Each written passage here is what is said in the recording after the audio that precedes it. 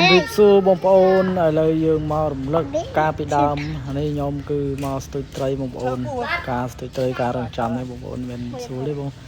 គឺរងចាំរហូតមិនដោយការសម័យមុនទេការសម័យមុនគឺស្ទូចដាក់ស៊ីតែឥឡូវនេះស្ទូចលេងស៊ីបងប្អូននេះចាំដល់មួយថ្ងៃតល្ងាចជំនឿសកម្មភាពខ្ញុំពុំចាំរហូតដល់ល្ងាចអត់គ្រាន់មានត្រីឃើញទៀតបងប្អូនអើយណានឹងស្មាណាទេត្រីពិបាកដូចកាលមុនទេកាលមុនដាក់ទៅស៊ីតែឥឡូវចប់ហើយបងប្អូនអើយគឺស្ទូចមួយថ្ងៃរហូតដល់ល្ងាចពីអ្នកកូនគឺអត់បានត្រីបងប្អូនទេបានត្រីមួយរហូតដល់ថ្ងៃត្រង់មិនងាយទេបងអើយគឺត្រីយូរចាំអត់ដូចកាលមុនទេកាលមុនដាក់ទៅស៊ីឥឡូវលែងស៊ីមកសបែអត្រីក៏វារើសអើងដែរវាមិនស៊ីហ្មងឥឡូវបើដាក់បកាយវិញចប់ហ្មងស្ទូចមួយថ្ងៃតល្ងាចបងប្អូនឃើញវីដេអូនឹងមួយមែននេះ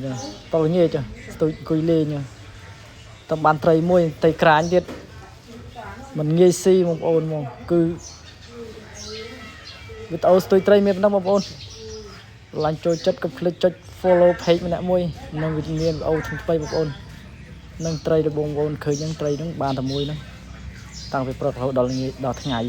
ត្រង់បងប្អូនមិនលេងសើចណាចាំរងចាំចឹងបានតែឲ្យអ្នកស្ទូចត្រី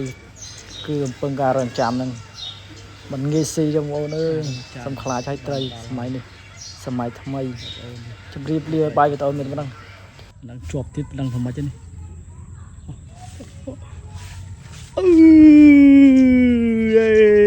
ត្រីបានត្រីមួយទៅសម្រាប់ហើយការរកចាំឥឡូវត្រីបានស្ទូចមួយបានសម្រាប់ហើយបងប្អូនអើយនេះ